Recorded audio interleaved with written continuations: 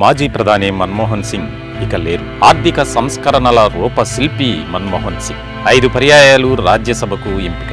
1982 నుంచి 1985 వరకు ఆర్బీఐ గవర్నర్గా విధులు. 1987లో పద్మ విభూషణ్ అందుకున్న మన్మోహన్ 1991 నుంచి 1996 వరకు ఆర్థిక మంత్రిగా బాధ్యతలు. 2004 నుంచి 2014 వరకు భారత ప్రధానిగా సేవలు.